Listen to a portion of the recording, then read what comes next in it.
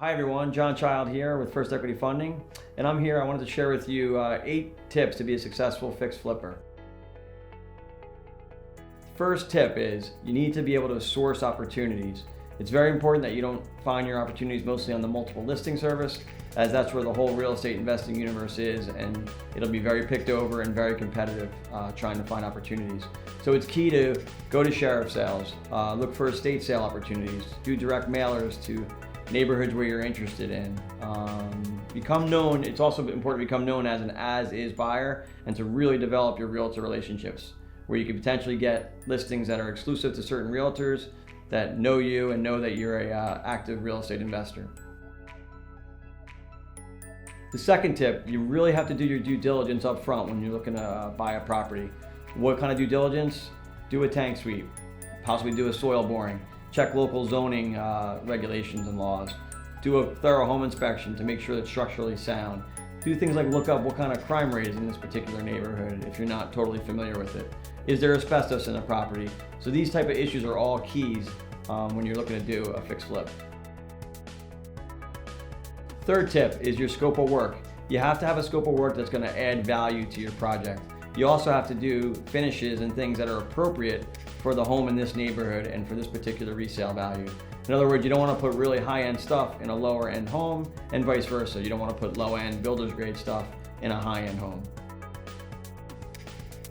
The fourth tip is your budget. It's really important that you have a line item for miscellaneous and for a 10% contingency on any overruns.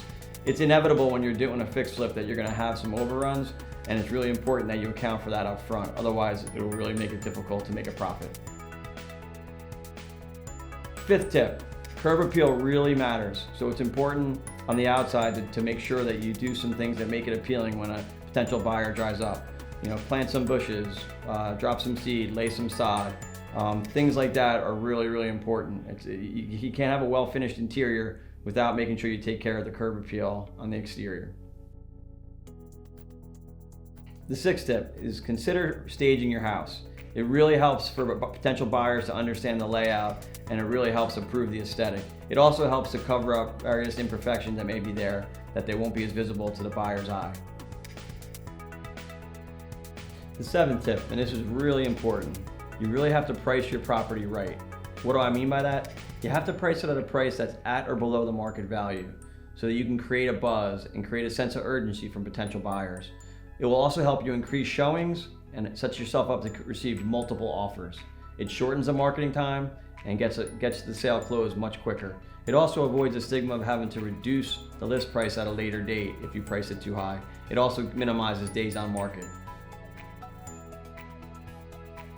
And the eighth and final tip is use other people's money. In particular, you should consider using lender financing, and that's where First Equity can help you. Unlike a typical financial institution or bank, we've actually done a lot of fixed flipping and new construction projects ourselves, having done over 50 projects over the past 10 years. So we know what's really important to our borrowers and our real estate investors. I like to say at First Equity, we have a 360-degree view of the whole real estate lending space. So please consider First Equity Funding for your next real estate investment project. Thanks for listening to our 8 tips on how to become a successful fix and flipper.